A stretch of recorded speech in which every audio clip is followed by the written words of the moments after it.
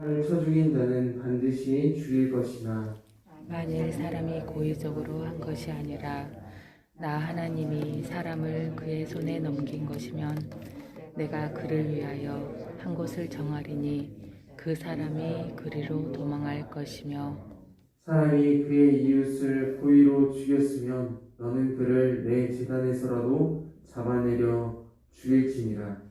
자기 아버지나 어머니를 치는 자는 반드시 죽일지니라. 사람을 납치한 자가 그 사람을 팔았든지 자기 수하에 두었든지 그를 반드시 죽일지니라. 자기의 아버지나 어머니를 저주하는 자는 반드시 죽일지니라. 사람이 서로 싸우다가 하나가 돌이나 주먹으로 그의 상대방을 쳤으나 그가 죽지 않고 자리에 누웠다가 지팡이를 짚고 일어나 걸으면 그를 친 자가 형벌은 면하되 그간의 손해를 배상하고 그가 완치되게 할 것이니라. 사람이 매로 그 남종이나 여종을 쳐서 당장에 죽으면 반드시 형벌을 받으려니와 그가 하루나 이틀을 연명하면 형벌을 면하리니 그는 상전의 재산임이라. 사람이 서로 싸우다가 임신한 여인을 쳐서 낙태하게 하였으나 다른 애가 없으면 그 남편의 청구대로 반드시 벌금을 내되 재판장의 판결을 따라 낼 것이니라. 그러나 다른 해가 있으면 갑되 생명은 생명으로 눈은 눈으로, 이는 이로, 손은 손으로, 발은 발로. 된 것은 된 것으로 상하게 한 것은 상함으로 때린 것은 때림으로 갚을지니라. 사람이 그 남종의 한 눈이나 여종의 한 눈을 쳐서 상하게 하면 그 눈에 대한 보상으로 그를 놓아줄 것이며 그 남종의 이나 여종의 이를 쳐서 빠뜨리면 그 이에 대한 보상으로 그를 놓아줄지니라. 소가 남자나 여자를 받아서 죽이면 그 소는 반드시 돌로 쳐서 죽일 것이요 그 고기는 먹지 말 것이며 인자는 형벌을 면하려니와 소가 본래 받는 버릇이 있고 그 임자는 그로 말미암아 경고를 받았으되 단속하지 아니하여 남녀를 막론하고 받아 죽이면 그 소는 돌로 쳐 죽일 것이고 임자도 죽일 것이며 만일 그에게 속죄금을 부과하면 무릇 그 명령한 것을 생명의 대가로 낼 것이요 아들을 받든지 딸을 받든지 이 법규대로 그 임자에게 행할 것이며 소가 만일 남종이나 여종을 받으면 소임자가 은 30세겔을 그의 상전에게 줄 것이요 소는 돌로 쳐서 죽일지니라.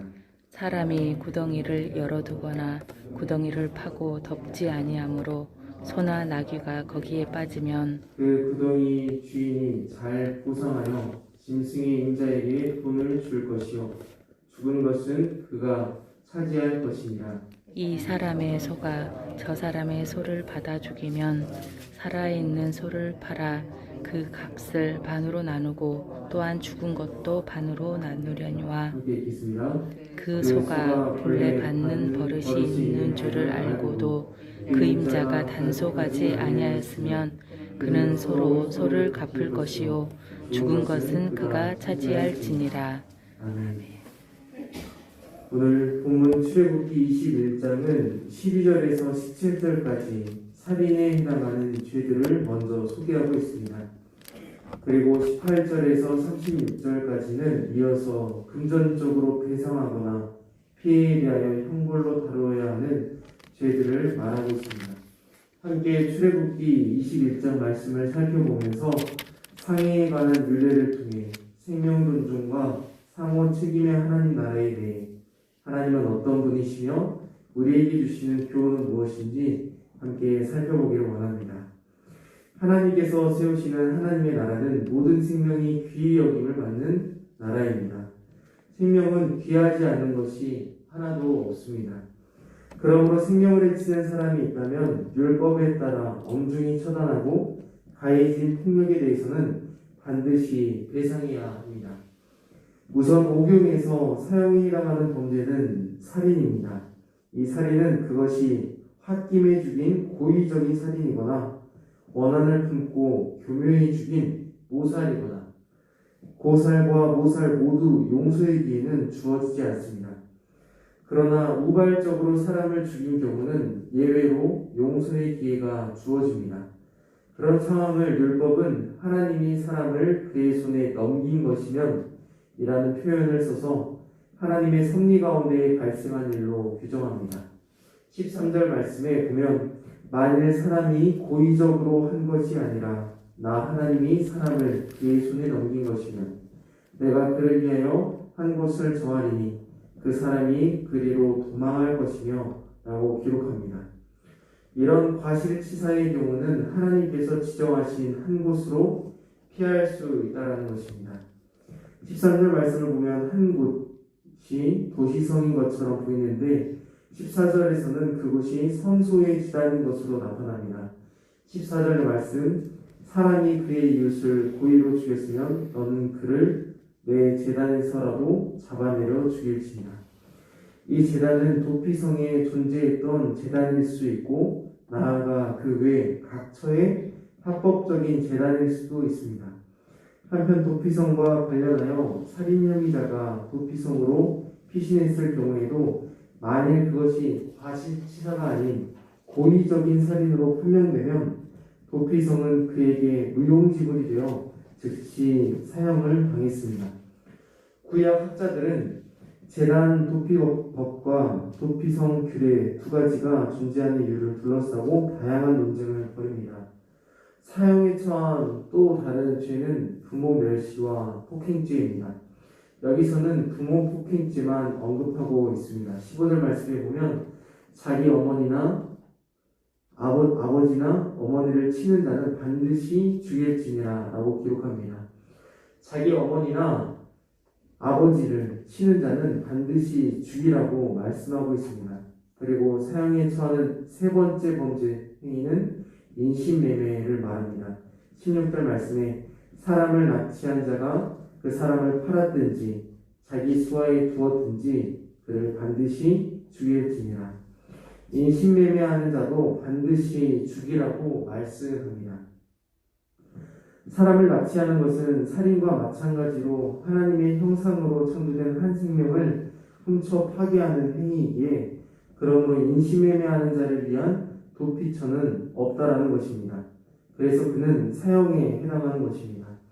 이런 세 가지 극악한 죄의 처벌을 위해 신명기 24장 7절에서 예시된 바와 같이 가장 일반적이었던 회중에 의한 돌로 쳐 죽이는 투석형이 집행되었던 것입니다. 신명기 24장 7절 말씀에 보면 사람이 자기 형제 곧 이스라엘 자손 중 한 사람을 유인하여 종으로 삼거나 판 것이 발견되면 그의 유인한 자를 죽일지니 이같이 하여 너희 중에서 악을 제할지니라 라고 말씀합니다. 이렇게 하는 것은 악을 제하는 것입니다. 신명기 24장 7절 말씀에 이렇게 악을 제하는 방법으로 말씀하고 있습니다. 지금까지 12절부터 17절까지 살인에 해당하는 죄들을 살펴보았습니다. 이어서는 금전적인 배상이나 피해에 상응하는 형벌로 다루어야 하는 죄들을 말하고 있는데 먼저 18절에서 27절까지는 동해동용법의 원칙과 배상법에 대해서 말씀하고 있습니다. 바로 이는 이로, 눈에는 눈으로 갚는 것을 말합니다. 이러한 동해복수법은 당한 만큼 공정하게 보상하는 원칙을 제시하는 것입니다. 피해만큼의 응징으로 폭력을 억제하는 것뿐만 아니라 피해당한 것 이상으로 복수하려는 마음을 억제해서 복수의 악순환을 끊을 수 있는 율법입니다. 언쟁을 벌이다가 홧김에 사람을 쳤는데 만일 상대방이 죽지 않으면 형벌을 모면하지만 그에게 끼친 금전적인 신체적 손해와 사업상의 피해를 철저하게 배상하고 다친 그가 완치될 때까지 치료비를 대야 합니다. 만일 상대방이 죽었다면 형벌을 받는데 레위기 24장 17절과 21절에 비추어 볼 때 이것 또한 명백히 사형에 해당합니다. 또 만일 종이 매질을 당했는데 하루 이상을 연명하면 주인은 징벌을 당하지 않습니다. 주인이 징벌을 당하지 않는 이유는 종이 그의 재산으로 유입되기 때문입니다. 그러나 만일 종이 그 자리에서 죽으면 주인은 증거를 면치 못하게 됩니다. 이런 엄격한 조치는 주인이 종을 함부로 학대하는 것을 막기 위함입니다. 23절 말씀에 보면 태아나 산모에게 다른 해가 있으면 값되 생명은 생명으로는 만일 아기가 죽으면 생명은 생명으로를 적용하는 명령입니다. 이 법칙을 동명법이라고 부릅니다. 아이를 낙태시켰기에 그 가해자가 똑같이 사형에 처해야 한다는 것입니다. 그것은 태아가 명백히 독립적인 한 인간 개체이기 때문이고 뿐만 아니라 다른 신체적 상해들에 대해서도 동요법이 적용됩니다. 의도적으로 종을 때렸는데 눈이나 이의 손상과 같은 예상치 못한 상황이 발생했다면 주인은 종을 풀어줘야 한다는 것입니다. 이것은 종까지도 보호하시는 하나님의 인권적인 조치를 말합니다. 그러나 예수님은 마태복음 5장 38절에서 41절에서 동명법에 대해 언급하시면서 동명법을 뛰어넘어 자비와 용서와 사랑을 원수에게까지 확대하라고 가르치십니다. 우리 함께 마태복음 5장 38절에서 41절 말씀을 찾아서 함께 읽어보도록 하겠습니다. 마태복음 5장 38절에서 41절까지 말씀입니다.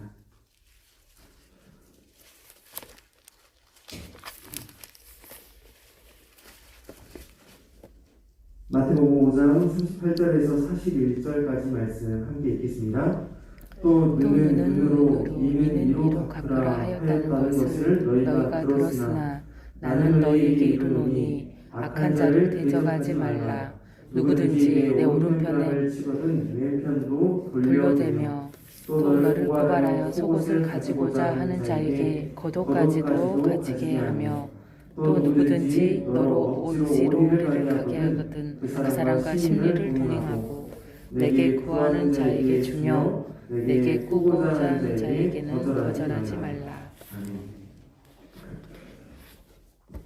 오늘날을 살아가는 그리스도인에게 있어서 동명법은 이를 이로 눈을 눈으로 갚는 데 머무는 것이 아닙니다. 예수님의 마태복음의 가르침으로 자비와 용서와 사랑을 원수에게까지 확대하라는 가르침을 실천하는 데까지 확장해 나가야 합니다. 그것이 바로 오늘날을 살아가는 성숙한 그리스도인이기 때문입니다. 우리는 눈은 눈으로, 이는 이로 갚으라는 동명법을 알고 있습니다. 그것은 마땅한 일입니다.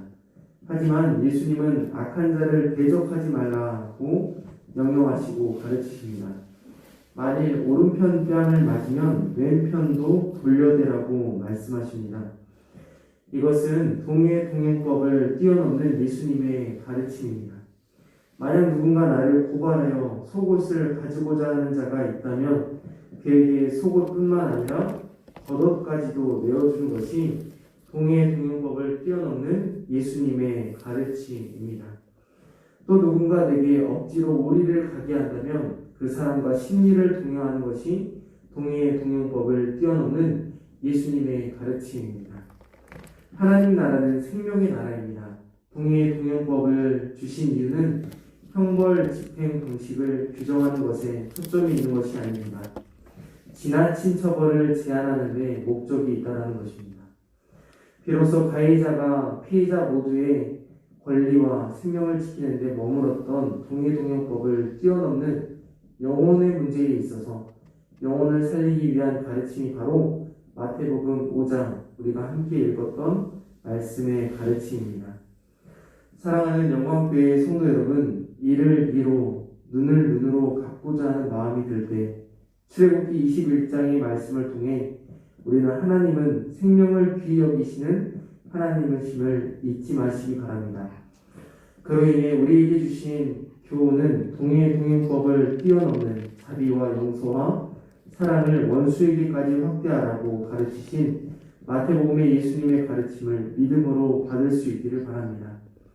예수님의 가르침은 단순히 유익한 좋은 가르침에 머물지 않고 예수님의 말씀은 진리이고 예수님의 말씀은 생명이기에 말씀에 순종하는 것이 생명을 살리는 유일한 방법임을 기억하시면서 오늘 하루 살아가면서 악한 자가 나를 대적할지라도 맞서 대적하지 마십시오.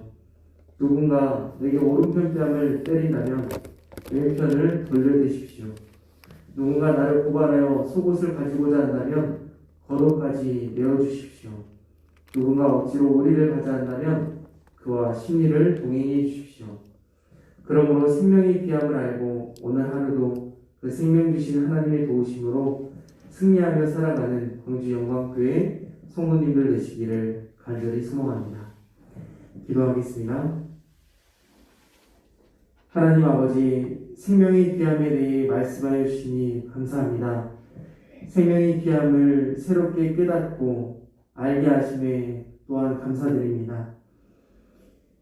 함께 살펴보았던 율법을 통해 넘지 말아야 할 경계를 주시고 복음을 통해 경계를 넘어 생명으로 나아가게 하신 또한 감사드립니다.